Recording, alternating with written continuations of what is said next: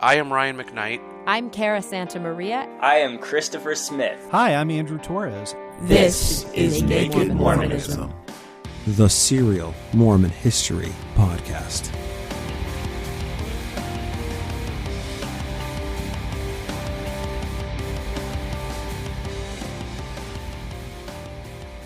Welcome, everybody. Today's episode is a little different than what we've been covering in the historical timeline. We are going to do our best to try and memorialize Dr. Frederick G. Williams. The way we're going to do this is by airing the Sunstone presentation that Cody Noconi and I gave in the Sunstone Seattle 2018. This was back in November. And it's this presentation is basically an expansion of our Smith-entheogen presentation that we did in Sunstone, Salt Lake City, 2017. Now, what we did with this is Cody expanded on his research extensively, and you're going to hear all of it. And then basically we incorporated a chunk of my research with, concerning Frederick G. Williams into the presentation. Now, a couple limitations. This presentation, initially, we planned it for 90 minutes. We found out near the end of the presentation that we only had a 60-minute block, so it's cut short. Now, when the presentation was going on, what happened when we were going through it, it came to a close, it came to an end, and then they walked in and said, okay, you have 5 more minutes, and then we did 5 more minutes, and they said, the food's not here yet, so you can, take a couple more minutes for Q&A or whatever you want to do. But the Q&A was not mic'd. And the questions, it was basically just one person asking a few questions because he didn't sound like he was very on board with this idea. You can't hear the questions. You can just hear Cody and I responding to the questions. So instead, I've chosen just to remove the questions. And at the end, I'm going to continue on the presentation with the rest of the information that I was trying to present in the little bit of time that was, cut out of it, because we thought that we had another 30 minutes to expound on the points that we were making. So you're going to hear the Sunstone presentation. Now, granted, this was in a chapel in the Community of Christ Chapel here in Seattle. And, the audio sounds a lot different than what you're hearing right now. But the audio quality is still good enough to get by. You can still hear all of the information essentially because we were still mic'd. So we're going to go through that. You're going to listen to that presentation. It's just a little bit over 60 minutes. And then at the end here, I'm going to cut back in and discuss the rest of the points that I was going to attempt making before we were cut short. So without further ado, this is Sunstone Seattle 2018, Cody Noconi and yours truly. Enjoy.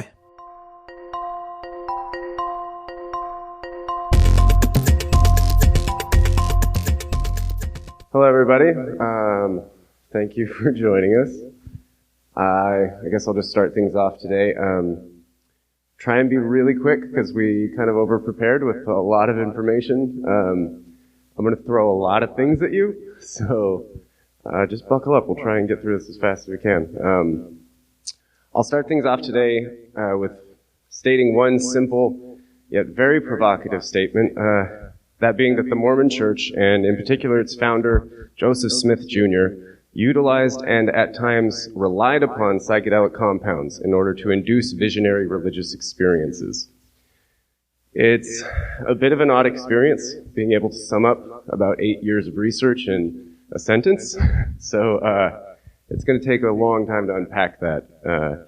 Just bear with me. I know it might sound a little insane, but we'll get through this. Next slide, please. Like any good Mormon presentation, we'll start with some definitions. I have dubbed Joseph Smith Jr., the founder of the Mormon religion, the entheomagus. This is combining the root words entheos, which is derived from the neologism entheogen, or that which generates the God within. This was a popular term, next slide, please. This was a popular term coined in 1979 by the likes of Ott, Schultz, Ruck, and Wasson. The psychedelic substances we'll be discussing at some length today have an inherent ability to reliably induce theophany, which is an experience of perceived communication with deity or spirit, and hence the incorporation of this term, entheogen. Next slide, please. The latter half of the entheomagus comes from the word magus, which traditionally is referring to the biblical wise men from the East who paid homage to the infant Jesus. Next slide, please. In this case, we are invoking the 19th century grimoire The Magus, or Celestial Intelligencer, which was written by failed balloonist and occult plagiarist Francis Barrett. He is his own interesting story that unfortunately we can't go into, but as we will soon unravel, his work proved an important source material for Joseph's early magical career as a teenage money digger and scryer. Please take careful note of the circular talisman at the bottom of the screen, as this was carried by Joseph until the day he died, and the recipe for which is found most commonly in Francis Barrett's book. Now, all of that said, before attempting to present the psychedelic history of the Mormon religion, we should probably first legitimize that that's even a thing. To those unfamiliar with how powerful these chemicals can be, the thought of a spiritual leader distributing hallucinogenic drugs may seem slanderous or anti-Mormon, but such is most certainly not the case. To better illustrate my point, we live in a world where doctors routinely perform open heart transplants, where they will resurrect a dead person with the organs of another dead person, and it's easy for us to forget in such an age where that miracles happen every day. A century ago, this would have been resigned to science fiction or necromancy. Just because we do something every day doesn't mean it's not miraculous. And for one to discover a demonstrable explanation or mechanism for a miraculous event does not necessarily make that event any less miraculous. Next slide, please. So, one of the few truly universal human experiences regards the pursuit of altered states of consciousness. More specifically, these states that are sought in order to elicit mystical or otherworldly experiences. The methods for achieving such states of consciousness are generally broken down into two main categories, that being endogenous or on-the-natch experiences, wherein the participant reaches an altered state without the aid of outside stimuli. This is accomplished via a wide range of practices such as prayer, breathwork, postulations like yoga, dance, chanting, drumming, what have you. Exogenous, which you'll hear me say a lot, is referring to methods that would first involve the intake of a chemical substance found outside of the body. Next slide, please. As shocking as that may sound, there actually exists this class of chemicals that have a reputation for reliably catalyzing those exogenous experiences. While there exist a score of different plant-based concoctions, when used for spiritual or religious purposes, these substances are referred to as entheogens, as I mentioned. Entheogenic compounds are usually referring to psychedelics, namely mescaline, LSD, psilocybin, and DMT. However, other compounds, such as opium, nitrous oxide, cannabis, ephedra, MDMA, and the so-called hexing herbs have all been used entheogenically to great effect throughout history. Excuse me. While the term entheogen is relatively modern, our ancestors certainly appreciated that such substances and utilized them whenever they found them. As much as I would cherish a chance to kind of cruise through 40,000 years of documentable history and their intimate role within religion, we only have 90 minutes, so I can't do that. Basically, I can't overstate that certain individuals who are really talented or who have gone through years of training can reliably induce this experience in themselves. And that's great. However, for the discussion we're having today, this is for an entire group of individuals to reliably choreograph a shared mystical experience, a chemical catalyst has to be involved. Evidence for in today's society, so-called drugs are often viewed as decadent or unsavory alternatives to endogenous methods, or that they're somehow more legitimate than exogenous methods. The sweeping temperance movements that the Western world experienced, which later morphed into the war on drugs, and the Just Say No campaigns, has deeply ingrained this sense of taboo regarding substances such as these and their beneficial uses. These are more or less scientifically unfounded. This is just how people feel about things. So collectively, we should all kind of shake off these prejudices we might have walking into this, because it's all about application and education. If I'm beginning to sound like a ranting hippie, just bear with me a moment. We're going to get into some science for a second. So, one particular experiment we should examine was conducted by a group of Harvard alumni in 1962. This is what was later became known as the Miracle at Marsh Chapel, also known as the Good Friday experiment, due to the date upon which the observations took place. This was a double-blind study designed by Harvard theology graduate Walter Pink under the supervision of Timothy Leary and the Harvard Psilocybin Project. They were seeking a reliable catalyst for devoted theology students that were wishing to have their own religious experience but were having difficulty doing so. And Pink was attempting to evaluate the merits of psilocybin as an entheogenic substance. Psilocybin, when I say that, that's the active ingredient in the most common of the magic mushrooms people hear about. So, during the experiment, 20 volunteers from Harvard Divinity School were divided into two test groups. The control group was given a large dose of niacin as an active placebo, which mimics the onset symptoms of psilocybin. And as many of the participants had heard of hallucinogenic drugs and knew what the experiment was going to entail, the niacin was meant to counteract the control group's anticipation or expectation of the experience. Now, the second group was given 30 milligrams of psilocybin, which is generally considered to be a pretty hefty dose. Despite an attempt at a double-blind study, shortly after the first hour, it became pretty apparent who was in the control group and who wasn't. The volunteers that had taken the niacin were given the option to stay and help with the test group that had taken the psilocybin, because they were a bit out of hand. And the observations that took place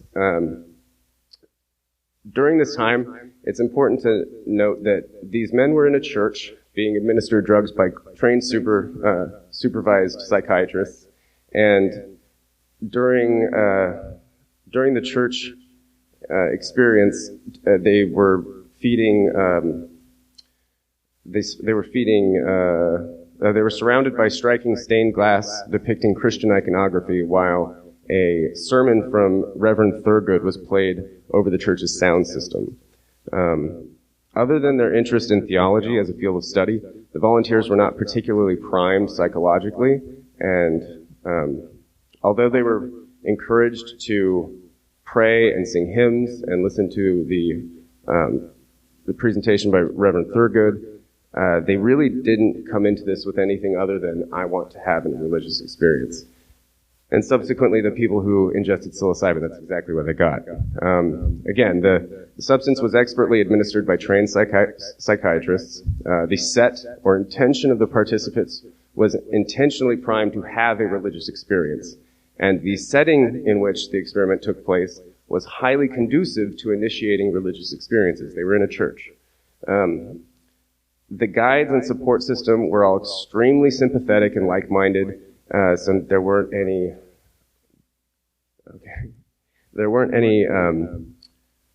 anxiety about judgment or what was going to happen if the experiment failed. This was just a nice neutral setting for everybody to have this experience in. Now, taking note that they were all graduate-level theology students, it is worth mentioning that each and every volunteer that was administered psilocybin that day went on to have one of the most meaningful and profound religious experiences of their lives. Contrast those results with the control group, of which only one participant admitted to having any kind of mystical experience, and he claimed to be able to induce that on his own. So you even have to take that with a grain of salt. Keep note that the setting and environment in which the experiment took place, as well as the intention and mindset of their participants, and finally the dose, was expertly delivered. And these variables are, you should pay attention to the dose, set, and setting variables, because we're going to bring them up again when we get into the history of the Mormon faith, and you'll begin to see how, although they didn't use this language, they clearly appreciated the variables I'm discussing. To better illustrate the profundity of this experiment, one of the participants that received a dose of psilocybin, the renowned comparative religion scholar Houston Smith, said of the Miracle at Marsh Chapel, quote, The experience was powerful for me, and it left a permanent mark on my experienced worldview. For as long as I can remember, I have believed in God. I have experienced His presence both within the world and when the world was transcendently eclipsed. But until the Good Friday experiment, I had no direct personal encounter with God of the sort that the Bhakti Yogas, Pentecostals, and born-again Christians describe. The Good Friday experiment changed all that, unquote. Houston Smith later expanded upon these experiences by highlighting the important delineation between a religious experience and living a religious life. Just because one has a religious experience does not necessarily mean that they have devoted themselves to a religious life. It is by integrating such experiences into your daily life that the truly beneficial transformations that these chemicals can induce are potentiated. Almost 2 years after the experiment at Marsh Chapel, Walter Pink himself, who designed the experiment, went on to take LSD with one of his friends in Germany. And although he himself had designed the experiment and observed all of these things, he himself, when he took LSD, was quoted by his friend Dr. William Richards as saying, this is Dr. William Richards, his ecstatic shouts still rang in my ears. Quote, this is Pink. Oh, I have never imagined. Wow, fantastic. Man, this is great. I never would have thought. Joy, blessing, tenderness. Oh, Bill, this is great. God is great. Unquote.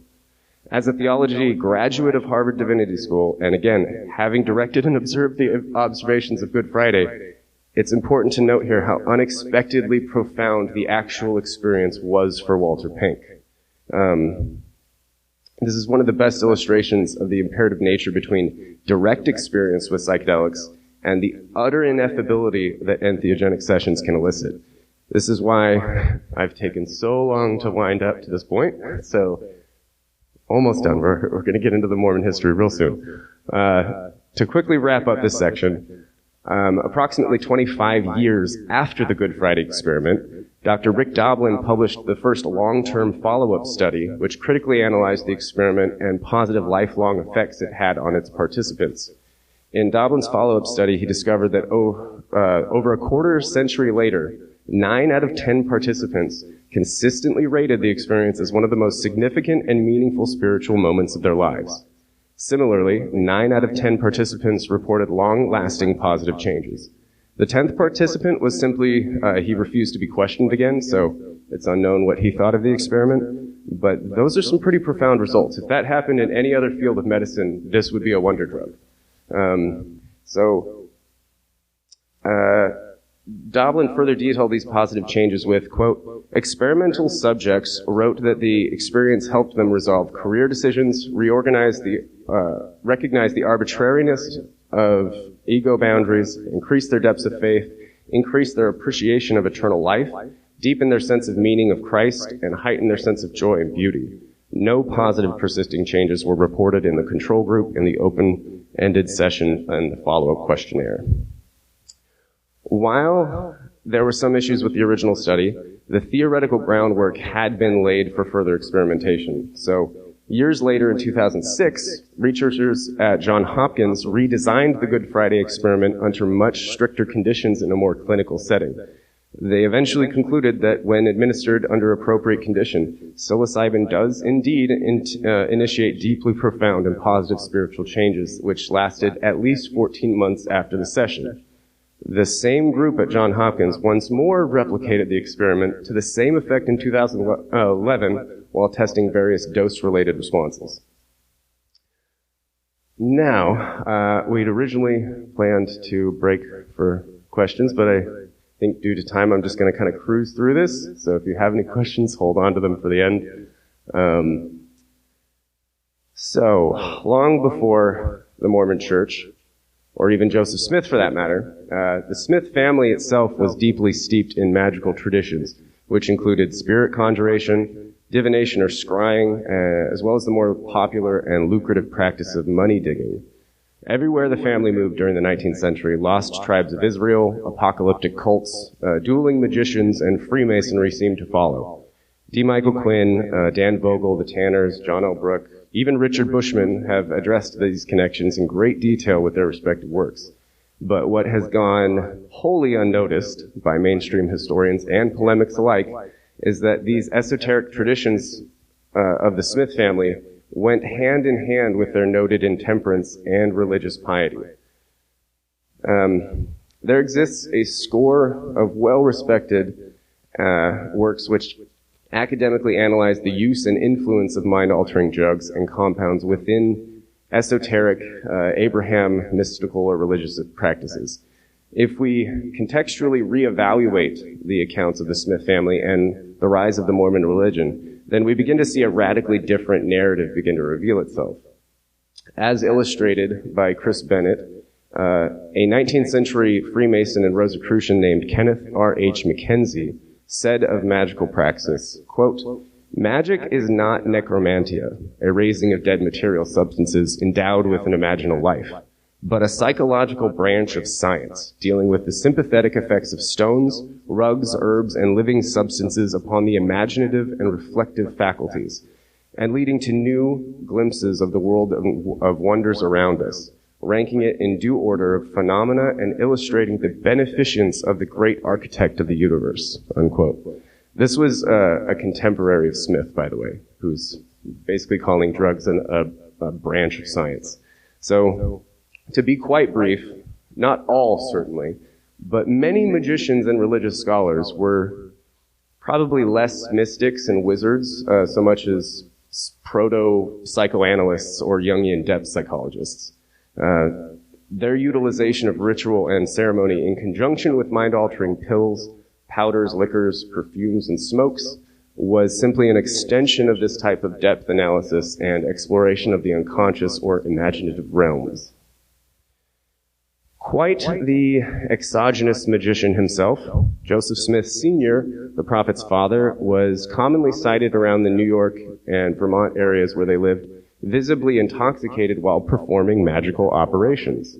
As one neighbor later recalled of the Smith Sr., quote, "The old man," referring to Smith Sr., "would always tell yarns. He would go to the turkey shoot, get tight," meaning drunk, and then put spells on people's guns and tell them they would not be able to shoot, unquote.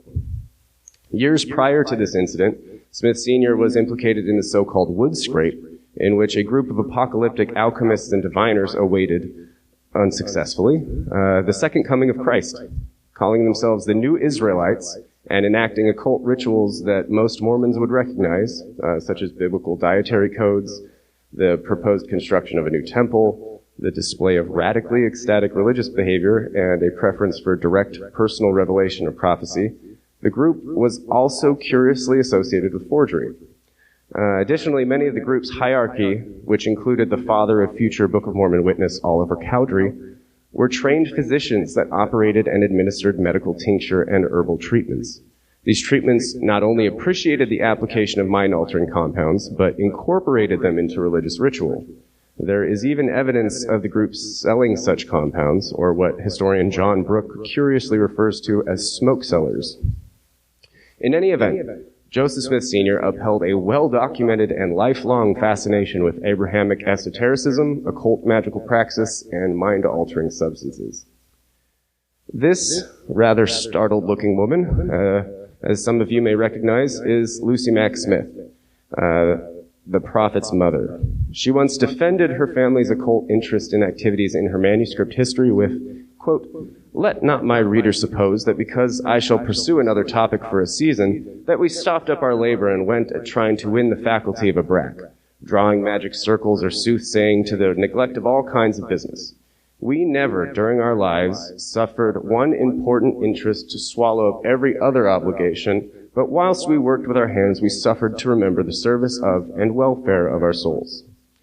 Lucy here is basically saying that the family's occult practices didn't get in the way of farm work or their devotion to God, and therefore such practices were just a passing hobby of sorts. But as historian Dan Vogel has highlighted, she conveniently fails to mention that the family at times depended on financial income from their scrying and money-digging operations simply in order to survive monetarily. So while magic and occultism didn't get in the way of farm work or religious observance, it was certainly a major factor in their day-to-day life. Coupled with the cake and beer shop that they briefly operated in the early 19th century, we can clearly see a steady connection between the family's occult practices and intoxicating substances. Adding further to this connection, Lucy Mack Smith gives several descriptions in her manuscript biography which appear to explicitly describe psychedelic plants and fungi within a magical or occult context. One interesting entry describing Lucy's personal vision even offers an accurate description of mycological behavior.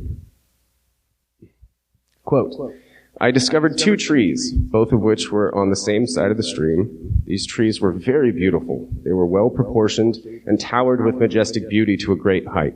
Their branches, which added to their symmetry and glory, commenced at near the top and spread themselves in a luxurious grandeur around. I gazed upon them with wonder and admiration, and after beholding them for a short time, I saw one of them was surrounded by a bright belt that shone like burnished gold, but far more brilliantly.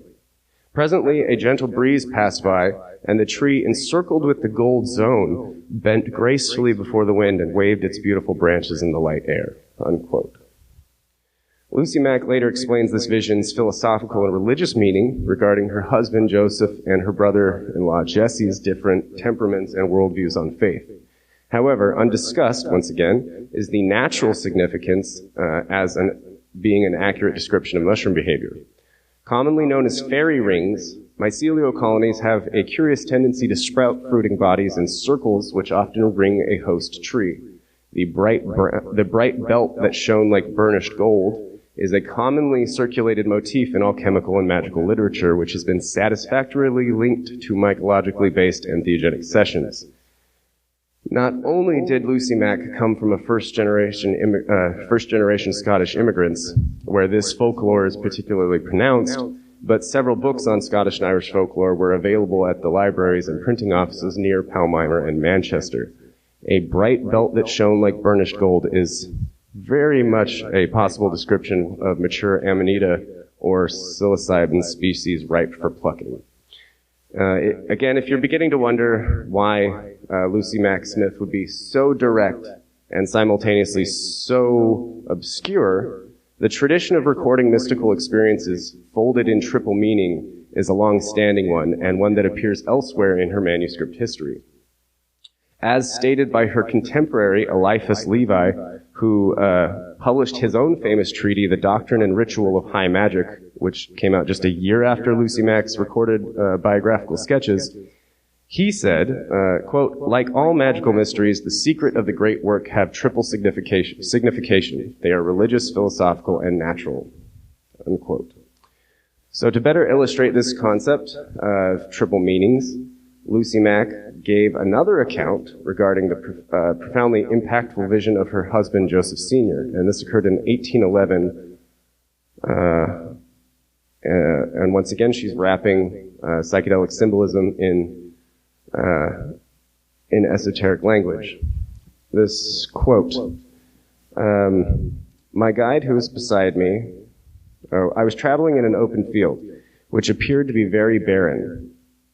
I beheld a beautiful stream of water which ran from the east to the west. I could see a rope running along the bank of it, about as high as a man could reach, and beyond me was a low but beautiful valley, in which stood a tree, such as I had never seen before. It was exceedingly handsome, insomuch that I looked upon it with wonder and admiration. Its beautiful branches spread themselves somewhat like an umbrella, and it bore a strange kind of fruit in the shape of a chestnut burr. Pay attention to the pictures there. And it was white as snow, if possible whiter. I gazed upon the same with considerable interest, and as I was doing so, the burrs or shells commenced opening and shedding their particles, or the fruit of which they contained, which was of dazzling whiteness. I drew near and began to eat of it, and I found it delicious beyond description. I presently turned to my guide and inquired of him the meaning of the fruit that was so delicious. He told me that it was the pure love of God, shed abroad in the hearts of all those who have kept his commandments. So the remainder of the vision sees Joseph Sr. sharing this wonderful fruit with his family and several passerby who in turn gorge on the pure love of God. While in the meantime, a spacious building filled with people who were very finely dressed look on and laugh contemptuously at the truth seekers. This dream state account of Joseph Sr.'s vision proves to be not only a taxonomically accurate description of datura, which is highly psychoactive, but also reappears nearly 2 decades later as a central narrative in the beginning of the Book of Mormon and the story of Levi and the Tree of Life. Or Lehi, excuse me. While speculative and relying on occult interpretation, these visions are recorded in the traditional occult style and obviously had a profound formative effect on Joseph Jr. That each vision is centered around a fungal or botanical source of joy and wisdom when ingested brings the bearer to direct experience with the love of God is worth considering by even the skeptical. So in the middle of this visionary period for the Smiths, on December 23rd, 1805, while living temporarily in Sharon, Vermont, Lucy records the seemingly uneventful birth of her most infamous son. Quote, "In the meantime we had a son, who we called Joseph, after the name of his father. I shall speak of him more by and by." Now, despite the commonly perpetuated myth that Joe Smith was a simple country bumpkin of humble origins, historian Michael Smith, or D. Michael Quinn, has excellently detailed how easy and cheap the access to relatively impressive magical and alchemical libraries were during Smith's formative years. Joseph may have been lacking in what we would recognize today as a formal education. However, he was clearly a hyper-intelligent and surprisingly well-read, charismatic individual. It is important to note that Joseph Jr., who was physically handicapped at a young age, was unable to physically dig in the money-digging groups that were associated with the Smith family. But despite this, he was consistently reported as being present and an active contributor, instead participating as the group's designated innocent or virgin scryer. This is a position of great importance within such groups, and perhaps the reason for Smith's later obsession with absolving himself of the sins of his youth. Now, a magical money-digging toolkit has been uncovered by historians and convincingly linked to the Smith family. While polemics have tried to distance Joseph Jr. from this novel collection, they've done so without reading the associated source material. And as illustrated by this particular lumen, or magical parchment, which was used for spirit conjuration and money-digging operations, a number of the particular guardian spirits being conjured here are only accessible or of use to virgin or uncontaminated youths. The position, which was filled by Joseph Jr.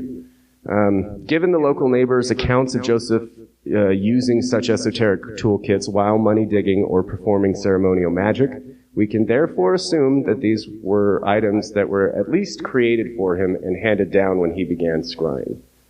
Also worth noting is that this particular lumen is most auspiciously implemented on the fall equinox, which conveniently coincides with the September dates that were given by Joseph Smith for his communication with the angel Moroni. Next slide, please. Within the money-digging groups the Smith family operated in, Joseph Smith met and regularly worked with a number of occult mentors outside of his normal family unit. Now, a number of the New York neighbors intimately involved with these operations made specific connections to one man named Lumen Walters as being a magical mentor or tutor to Smith Jr. He was a distant cousin of Joseph's future wife, Emma Hale. Lumen Walters had traveled Europe, likely throughout the 1810s, and returned to the States with medical training, as well as what appears to be an entheogenically centered magical practice. While working around Palmyra, New York, with the local money diggers, Lumen took special interest of young Joseph's abilities as a magician and seer. Lumen Walters apparently stuck with young Joseph into the early days of the Mormon Church and actually became a congregational member for a short time with his twin brother, Eber Walters. In the early 1830s, Lumen left the Mormons in Kirtland and relocated to southern New York shortly after the passing of his wife. He maintained a solid reputation as a clairvoyant and physician. Lumen made a rather successful career as well as a country doctor and the operator of a tincture emporium in Gorham. While Smith Sr. and his wife Lucy Mack were wholly capable and well-versed cunning folk, Lumen Walters offers a much more likely candidate for instilling nuanced chemistry that entheogenic sessions offer. It is certainly after this time with Walters that the magical praxis of Joseph Smith Jr. seems to have evolved to incorporate documented animal sacrifice Enochian-style spirit conjuration and communication, as well as the idea of channeling or divining a golden book of ancient knowledge. Coincidentally or not, this period of occult evolution in teenage Joe's life also coincides with the purported first communications with Moroni and the early translation process of the Book of Mormon.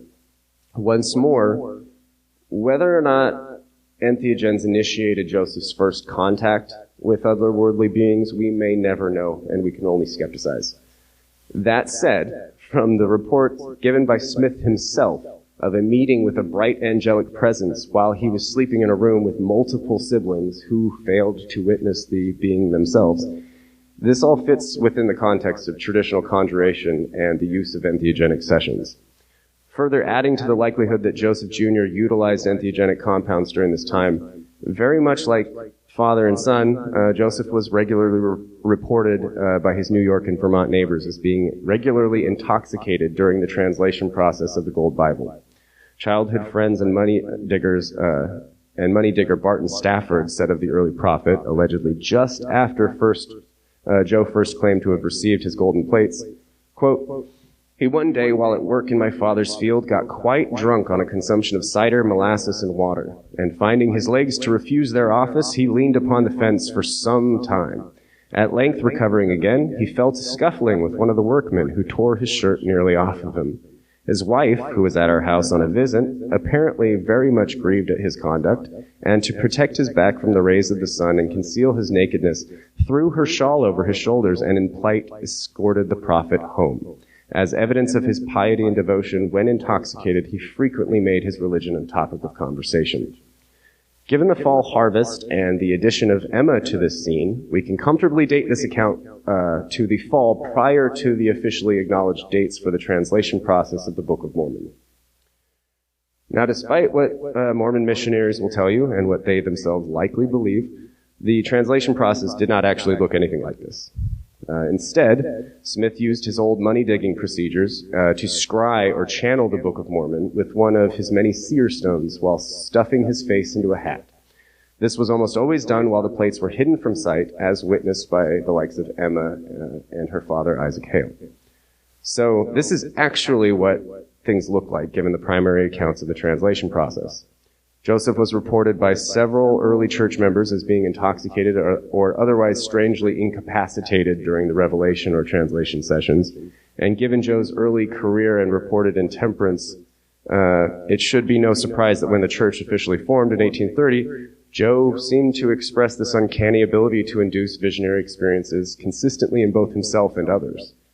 Furthermore, the fact that such sessions were consistently reported as being precluded by a sacrament or anointing ceremony leaves little room for argument as to what the catalyst for those entheogenic sessions exactly was. At times, however, the theophonic sessions were not without their hazards or complications. In the early days of the church in Kirtland, Ohio, it seems that the pious magicians took some time to perfect their craft in larger groups, with at times unplanned side effects. For example, as biographer Richard Bushman noted, Joseph promised Lyman White that he would see Christ that day. White soon turned stiff and white. This is after a sacrament, mind you. White turned stiff and white, exclaiming that he had indeed viewed the Savior. According to Hancock, Joseph himself said, "I now see God, and Jesus is at his right hand." Then the meeting unraveled. Whitlock reacted badly. He turned as black as Lyman was white. His fingers were set like claws, and he went around the room and showed his hands and tried to speak. His eyes were the shape of great O's. Astonished at this turn of event, Hiram exclaimed, "Joseph, this is not of God." Joseph, unwilling to cut the phenomenon short, told Hiram to wait, but Hiram instead said, "I will not believe unless you inquire of God, and he owns it." Hancock said, Joseph bowed his head and in a short time got up and commanded Satan to leave Harvey, laying his hands upon his head at the same time. This was not the spiritual endowment the elders had expected, and the outburst may have contributed to the trouble and unbelief among disciples. Unquote. Considering that this was precluded by a good old Kirtland sacrament, this is a rather dramatic scene, which sounds honestly more like an acid party from the Harvard alumni of the 1960s, rather than just a simple sacrament meeting. Next slide, please. It seems that this experimentation even extended to the outside of Smith's inner circle during the first years of the church. Some congregations were so unrowdy that the prophet himself was called in to intervene as an authority. As Parley Pratt observed, "As I went forth among the different branches, some very strange spiritual operations were manifested, which were disgusting rather than edifying. Some persons would seem to swoon away, make unseemly gestures, or be drawn or disfigured in their countenances. Others would fall into ecstasies and be drawn into contortions, cramps, fits, etc. Others would seem to have visions and revelations which were not edifying and which were not congenial to the doctrine and spirit of the gospel. In short, a false and lying spirit seemed to be creeping into the church, feeling our weakness and inexperience, and lest we should err in judgment concerning these spiritual phenomena, myself, John Murdoch, and several other elders went to Joseph Smith and asked him to inquire of the Lord concerning these spiritual manifestations." And it seems as though, I'm presenting information with a modern, drug-addled brain, these clandestinely administered psychedelic sacraments were in fact recognized by some of the contemporary converts with medical training. One man who worked as a school teacher despite his medical background, Elder J.J. Moss, quickly figured out the source of these visions. Quote, "I commenced teaching school in Kirtland in the fall of 1830. The week that I commenced school, 3 Mormon preachers came to the York State. 2 of these preachers I recollect, Parley Pratt and Oliver Cowdery. In the course of the winter, I attended their meeting. I believe I was the first person with a young man whose name I have forgotten, who was present when they took what they called the sacrament up at the Morley house. They were in the habit of turning everybody out the door when they partook of the bread and wine. Putting up blankets at the windows, shutting off the light from without, they started a regular powwow, and when they got well going, they would open the doors and let us all come in again. A young man and myself made it up that we would stay unless they took us out by force. The young man got asleep, and I had the dumb evil and could not talk. But they did not carry us out, but went on with the sacrament. This is important. The poorhouse in Portage County, Ohio, where there were half a dozen insane and idiotic persons, was the best comparison of anything to that scene that night. And if I had had my cloak on, I would have stolen the wine and carried it home to see whether it was drugged or not." Very quickly, there's a lot to unpack in this one scene. By shutting off the light and sound without, one creates a dark and relatively soundproof environment conducive with entheogenic sessions. The fact of the sacrament ceremony induced a scene not only comparable with a 19th century institution for the mentally ill, it leaves little room for speculation as to what was actually taking place. Furthermore, the fact that a person with medical training identified the catalyst for such an experience as being the sacrament ceremony almost conclusively proves that the entheogenic experimentation of the early church. If one, however, should be tempted to think that this was simply a lone accusation from a disgruntled church member, you'd be sorely mistaken. Another woman, intimately related with the Morley family, went on to relate, quote, "The Lord's Supper was celebrated," meaning the sacrament, "and they passed the wine in pails several times to the audience, and each person drank as much as he chose from a cup. It was mixed liquor, and the Mormon leaders intended to get the audience under the influence of the mixed liquor so they could believe it was the Lord's doing," unquote. Mirroring the entheogenic practices of the Hashashin in other Islamic societies highlighted by historian and occultist Chris Bennett, other accounts go so far even to say, quote, "Some church members lie in trances for a day or two and visit unknown regions in the meantime. Some are taken with a terrible fit of shaking, which they say is the power of the Holy Ghost." So, I'm going to pass things off to my research partner, Bryce, here. I know I just threw a lot at you. Bryce is the expert here. I'm hoping he'll be able to make things a bit more lively, and I'm hoping I didn't take up too much time. You think we're good? Do you want to? All right. Well, I guess we can take. We're over at 11:30. We're at 11:30. We have about 20 minutes. Let's cruise through your section real quick and see if we have time left. Bryce has some really good developments that he's uncovered in the last year. I don't want to take too much time. Thank you. Thank you, Cody. So this is studying this Smith-entheogen theory, or as Cody calls it, entheomegus, which I think is a fantastic term. It's really eaten up a lot of my life, but I find it incredibly fascinating, and it just takes putting some preconceived biases up on the shelf and ignoring them for a while in order to get into the mindset where we can think that this is possible. With that said, though, there are some constraints with the Smith-entheogen theory. Most notably, you have to have logistical constraints, right? So if Joseph Smith, if other early members were using entheogens, they were using plant medicines in order to elicit these spiritual experiences, you need somebody who is a steady supplier of those, especially as we're getting towards the Kirtland Temple dedication ceremony, where we have hundreds of people who are experiencing spiritual experiences after partaking of the Lord's Supper and copious amounts of wine. You need somebody who can supply them with all of those entheogenic materials. So previously, people have postulated that a man named Peter Kerr, who was a freed slave, was supplying Joseph Smith with entheogens. Now, this seems reasonable just at the onset. He was present when Joseph Smith first got to Kirtland, when a number of the accounts that Cody read earlier were coming about. However, this guy, he was probably steeped in African root medicine. That shows that he had the herb crafting skills necessary in order to manipulate these entheogens. Unfortunately, this guy kind of disappears off the map.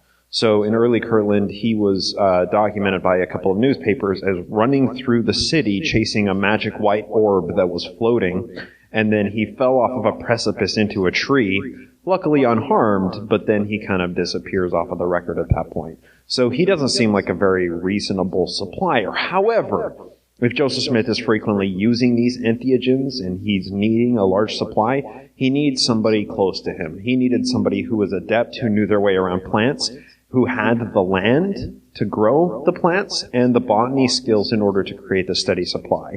So if anybody in the audience has ever habitually used illicit substances, you need a guy. You need your guy, right? So if Joseph had a guy, quote unquote, a guy in scare quotes, right, we'd expect to find somebody fitting the bill, somebody who was in a high-ranking Mormon elite position, somebody who had the land, somebody who had the botanical knowledge, somebody possibly who was a physician who had experimented with various plant medicines before.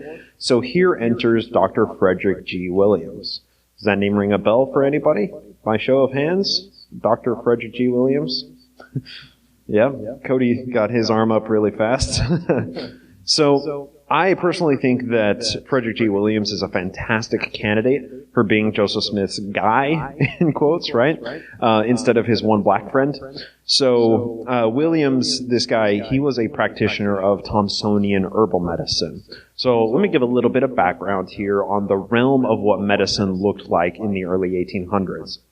It was in a constant fluctuating state, right? So by the end of the 1700s, herbal medicine was increasingly replacing like bleeding and humor alignments and overuse of opium, mercury and calomel, various substances and practices that we would scoff that they were using nowadays, but back then were completely reasonable. So herbal medicine was really beginning to take over those. So Samuel Thompson is widely known as the father of modern herbal medicine. Now, to be fair, much like anybody who's regarded as like the father or the inventor of something, Thompson was good with herb craft, but he was much better with marketing, right? So there were a number of medical botanicals that were out around the same time, and even before Samuel Thompson came along. But what Samuel Thompson did geniusly was he sold his Thompsonian family botanic, or family vegetable medicine. And in this book, when you purchased it for $20 or $25. You'd open it up, and there would be a certificate, a physician's certificate in there. And you would fill out the physician's certificate, and after you bought this book, you were a physician. Medicine. I'm glad we have some regulations now. So, needless to say, also at the bottom of that certificate it said you can only retain this license if you don't share what you have in this book with other physicians. Meaning, everybody has to go buy their own copy so that they can get their license. So, once again, Samuel Thompson, he's known as the father of modern herbal medicine. He was just really good at marketing. Now, one reason that Thompsonian medicine did take off so much was because it incorporated Native American plant medicine. So most botanicals of the day, they were primarily focused on flora that was available in the Old World, but Thompsonian botanical medicine, most of the recipes revolved around lopeli and flata, which is also known as Indian tobacco. Additionally, Germany and Paris were revered throughout the 19th century as hotbeds of herbal science. America's most reputable physicians at the time had usually spent time abroad in Germany, in Paris, in Edinburgh, a number of locations. So newly discovered medical practices and experimental botany in the Old World, when they would come over, and scientists and physicians would come over to the New World, they found a whole new base of plants and herbs to experiment with. So that's also why Thompsonian medicine took off, because it started incorporating some of these Native American plants. So that provides a little bit of the background, the medical milieu from whence Dr. Williams gained his knowledge in medical botany. And there's some disputation over this. It's conjectural, but it seems that Frederick G. Williams basically vowed to become a physician when his older sister unfortunately died an untimely death in her teenage years. Williams was a young kid at the time, and he said, I'm going to vow to find the cure to all, whatever ails the human condition. So, Frederick G. Williams, he joined the church when Rigdon and some of the other Kirtland members converted, when the first mission troop came down. This was before Joseph Smith ever moved out to Kirtland, when he was still in New York. So after the missionaries baptized Frederick G. Williams, they continued on their mission to go to Missouri to meet with the Native Americans out there in west of Jackson County in Missouri. That's in Kaw Township. Williams decided to hitch his wagon to their train, and he headed out there with them.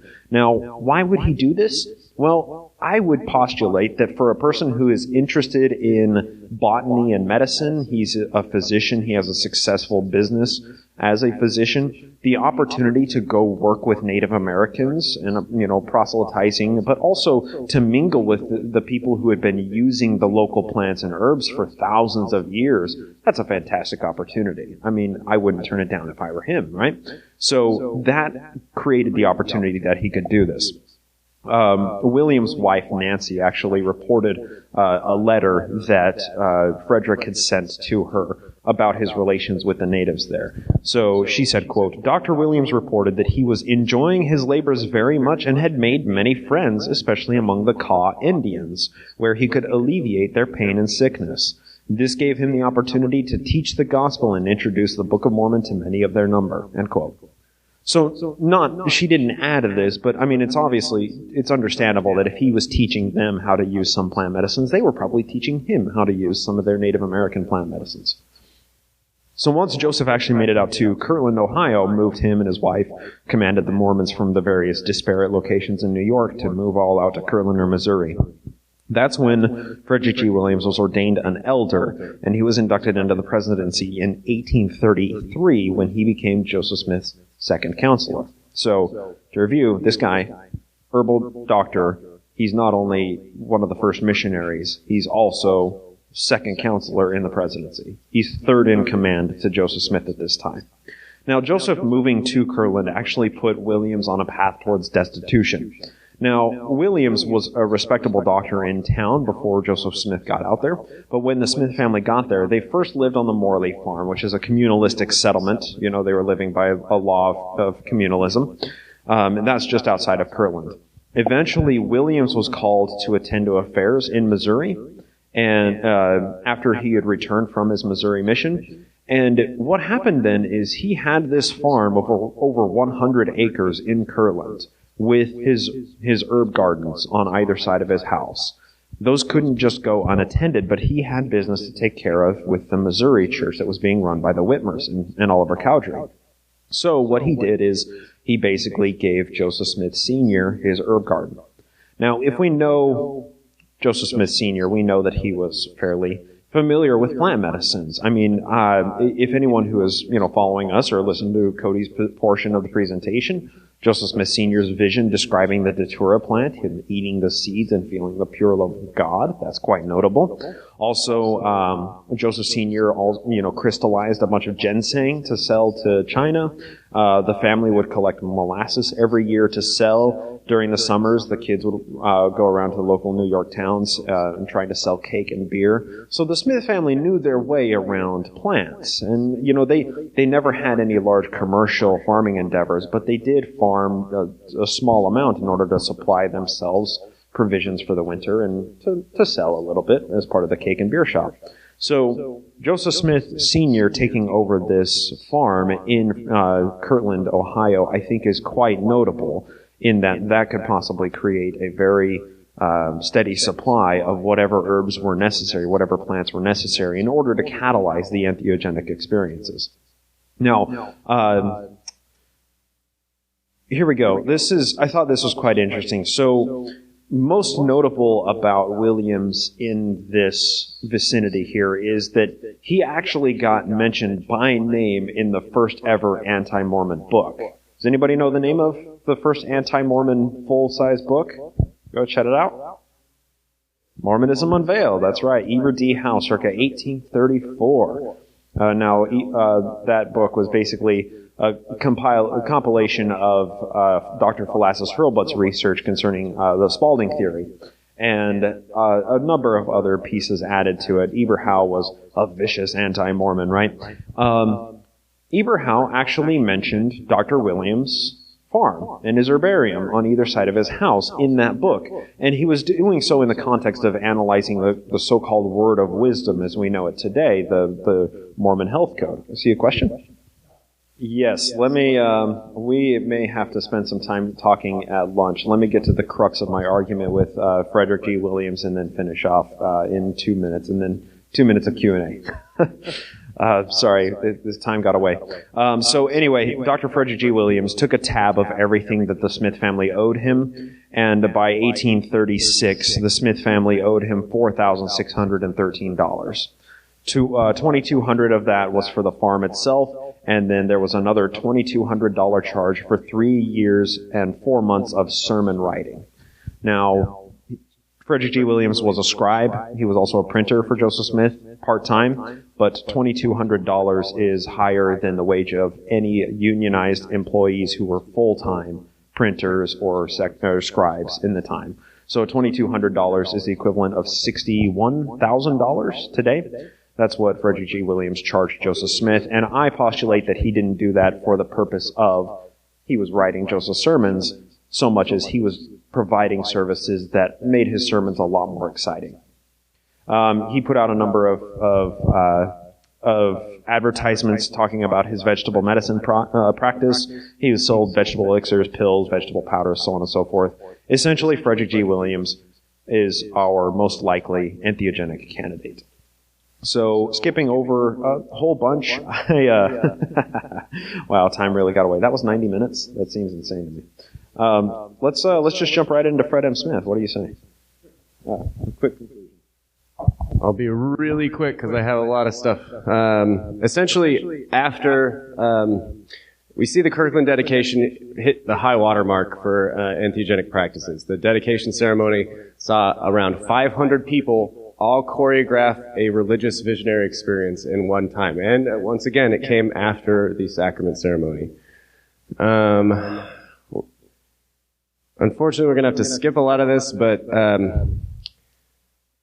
essentially Frederick M. Smith, the paternal grandson of Joseph Jr., during the early 19th century became one of the first psychologists. He was Ivy League trained, and essentially to just get to the point, as a sitting prophet of the RLDS Church, he published a book called The Higher Powers of Man, where he advocated the use of peyote as a catalyst for inducing ecstatic states for religious purposes.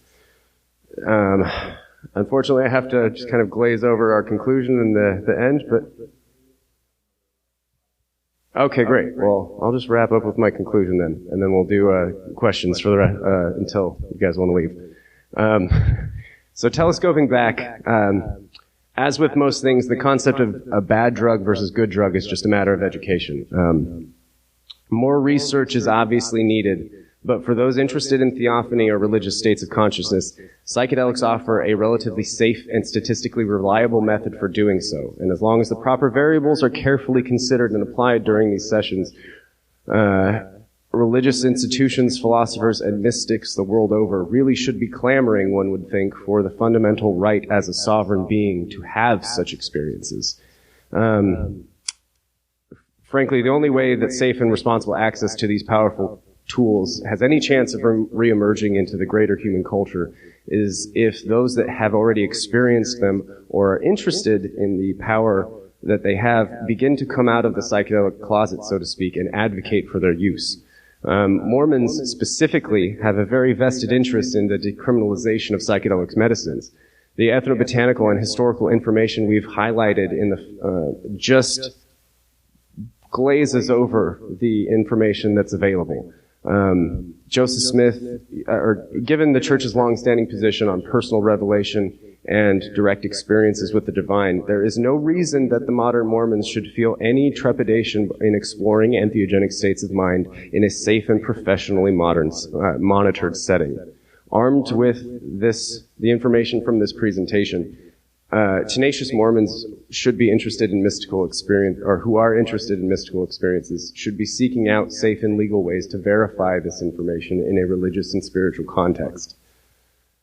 Thank you all for that flood of information and sitting through it. We'll now take questions. All right, so that was the presentation. Now, I'm going to do my best to try and pick up where I left off. Now, granted, I kind of jumped around once we got notice that there was only 5 minutes. I jumped around to a couple of different points in the presentation, so I may be reiterating a couple of points here, but I'm just going to pick up kind of where it left off when it comes to then Joseph moving to Kirtland put Williams on a path towards destitution. Now, he was a respectable doctor in town. When the Smith family got there, they first lived on the Morley farm, which is this communalistic settlement just outside of Kirtland. Eventually, Williams was called to attend to affairs in the Missouri church after he returned from his Missouri mission. He had over 100 acres in downtown Kirtland. Williams gave control of his farming operation to Joseph Smith Sr., that's Big Daddy Cheese. His business partner at the time left Kirtland and began his own operation of winemaking in Warrensville. That's a notable fact, right? But knowledge of herb craft often accompanies knowledge of farming, and Joseph Sr. was given control of Williams' herb garden and land. Williams' herb garden was apparently notable enough to merit mentioning in the first ever anti-Mormon book, Mormonism Unveiled by Eber D. House, circa 1834. This is the quote from Mormonism Unveiled, the first edition, 1834. Quote, "We are next told that every wholesome herb God ordained for the use of man, and we should infer that the writer or the recording angel had been inducted into the modern use of herbs by the celebrated Dr. Frederick G. Williams, who is associated with a prophet. F.G. Williams is a revised quack, well known in this vicinity by his herbarium on either side of his house, but whether he claims protection by communion with spirits from other worlds, we are not authorized to determine." End quote. That's a powerful claim. Williams had a respectable farm and plot of land in Kirtland, which was all given to Joseph Smith Sr. to decide whatever he wanted to do with it. And that's when Joseph puts his pops in charge of the growing operation in Kirtland. Williams, however, was smart enough to keep a record of rent and every consumable that Joseph Sr. used during this time, and he added all of that money to Joseph Jr.'s running tab. So by 1836, the Smith family had a tab running to an astonishing $4,613. Converted to 2017 money, that's $128,000. The charges for that bill are extremely revealing. We have farm for $2,200, one yoke oxen, $80, one two-ox wagon, $75, 30-pound iron, $3, blacksmithing paid and collected, $5, one silver lever watch agreed upon, $50, which he gave to Joseph Smith. And then here is the most interesting charge, 3-year and 4-month sermon writing for $2,200, totaling $4,613. So let me get this straight. $2,200 for the farm. That's what Frederick G. Williams build Joseph Smith. That was a fair price. That's about $61,000 in 2017 money. But then another $2,200 for writing sermons? Writing sermons? The average wage for a factory or farm worker at this time was from 20 to 70 cents a day, or something like $600 to $250 annually. Williams did work as a secretary and printer for Joseph Smith off and on during those 3.5 years, but a full-time employee printer in the 1830s was averaging around $7 to $9 per week, or about $350 to $450 a year. You wouldn't think that a part-time secretary and printer would merit $700 a year. $700 a year was what unionized New York printers were making with 10-hour work days, 6 or 7 days a week. Williams wasn't a full-time printer or secretary. He was a full-time physician. So if we take this bill at face value, that means that William had to be one of the most well-paid sermon writers in America at the time to charge $2,200 for 3.5 years of part-time service, which was intermittent at that. It wasn't even a contiguous 3.5 years. And most notably, he was never really known for preaching sermons, right? So Rigdon, William McClellan, Oliver Cowdery, those guys preached sermons, but Williams, he was just a part-time secretary and printer. He didn't give speeches. So I would speculate that that $2,200 number wasn't only because he was secretary for Joseph Smith or that he was writing and, printing sermons. I think that it may be likely that he was providing services to make those sermons way, way better. Here's a Kirtland advertisement for Frederick G. Williams. This is from 1835, printed in Kirtland, Ohio. Quote, "Vegetable medicine, F.G. Williams, botanic physician. Dr. Williams respectfully informs his old patrons and the public generally that he keeps constantly on hand Dr. Samuel Thompson's vegetable medicine in all its variety and will furnish to those who may favor him with their attention at his residence." And then, of course, the advertisement has a breakdown of all of the different things that he offers. He has vegetable elixir, pills, vegetable powders, vegetable bitters, botanic ointment, olive ointment, health restorative, cough powders, and peach cordial.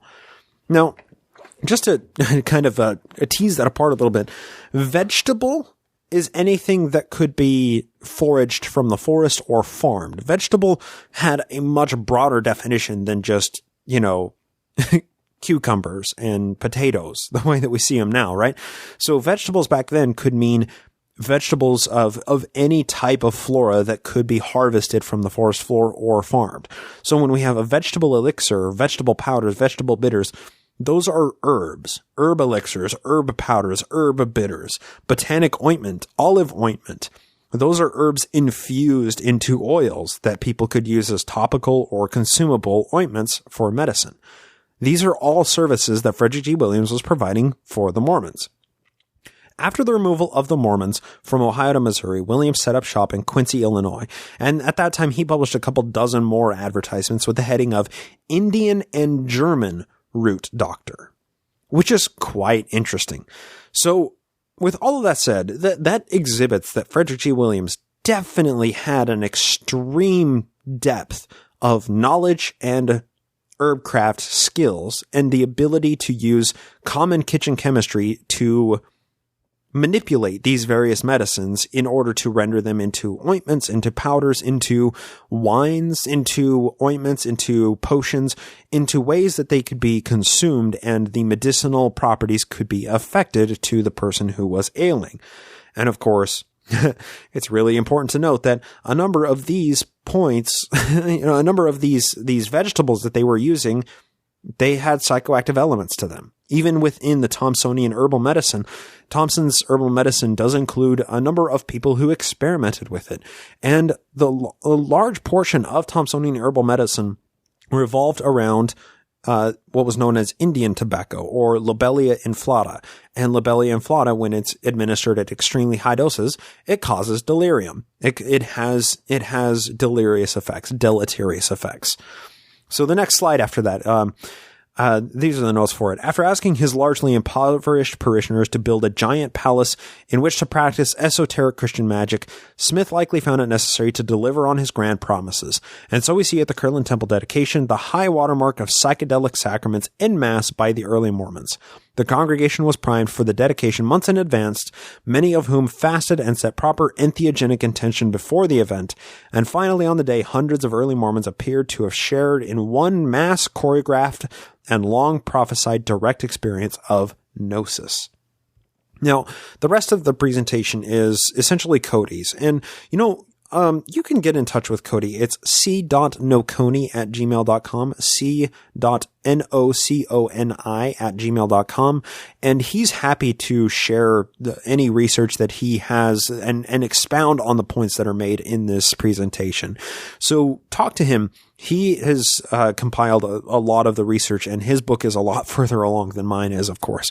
But it is just important to note that when we're talking about the Smith-entheogen theory and the influence and the possibility that psychedelics influenced early Mormonism, it's important to set up somebody as the supplier, as Joe's guy, his go-to guy that always had on hand the psychedelics necessary to make the Lord's Supper the Lord's Supper. When they were consecrating the Lord's Supper and needing to create this psychoactive experience for the early Mormons in order for them to attain this spiritual theophany, Joseph always needed to have a supply on hand. For a supply, he needed a supplier. And I would postulate Frederick G. Williams is the most likely supplier of these entheogenic substances. So with that, that's essentially our presentation on Sunstone. Now, of course, patrons of the show, I gave a presentation, and this was back in July of 2018, for a local meetup group in Davis County. The presentation was a major expansion of everything presented in this very brief presentation at Sunstone here. It runs just over 2 hours. It's long. And it's a very intimate setting with, a small group of people who are there just to hear the development of research concerning the Smith-entheogen theory. I'm going to point people over to the Patreon page, to the Patreon feed. You can go listen to that if you want, because this was just a very light dusting of the much more dense vegetable knowledge and medicine that Thomsonian medicine and Frederick G. Williams specifically was using at this time that allowed him to become the supplier for Joseph Smith. It's a lot more dense. It's a bit slower paced. It's a very, like I said, it's a very intimate setting with people are, firing questions back and forth. It's much more of a conversation than it is a presentation or a lecture, per se. So if you want to hear that, if you want to hear a much deeper dive into what you just got a scratching of the surface of in this episode, I'm going to point you over to that. So with that, that's the main segment of today's episode, but stick around after the bumper because we're still doing our pledge drive for Brother Jake, the fundraising drive.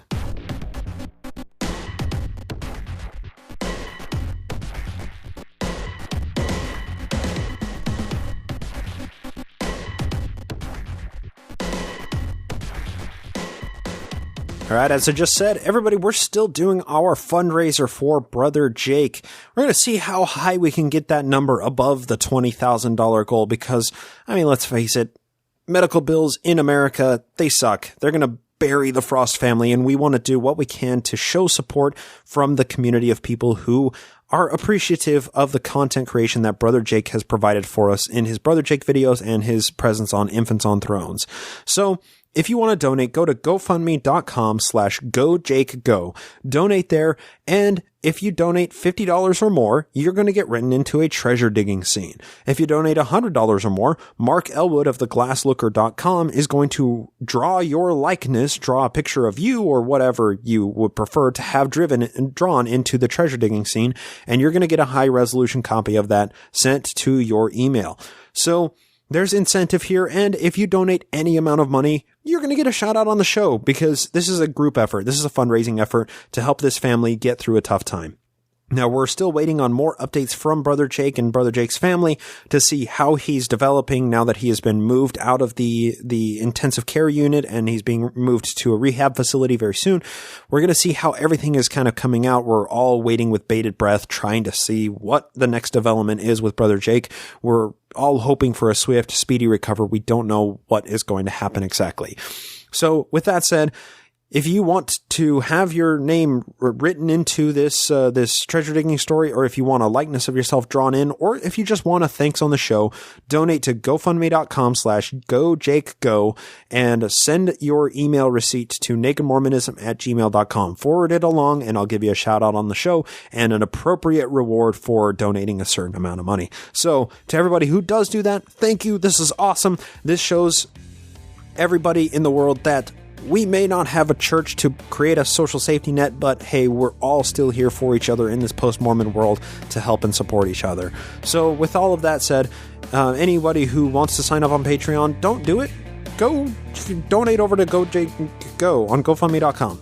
Go help out the Frost family. They need it way more than I, need some Patreon money. So please do that. We're going to keep this running to the end of 2018.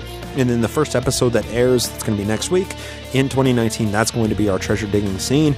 And if you liked the Jonas Pierce History of Liverpool episode, that's just a small taste of what you're going to get if you want to have your name written into the treasure digging scene. So with all that said, please donate, please help out the Frost family, and of course, thank you so much for listening. I hope to talk to you next time here on the Naked Mormonism Podcast.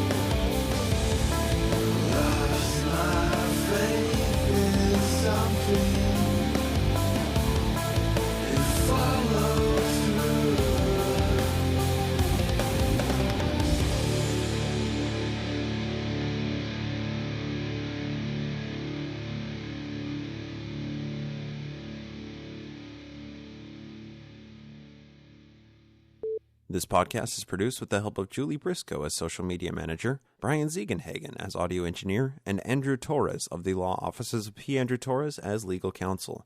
Music is provided by Jason Camo of aloststateofmind.com and used with permission.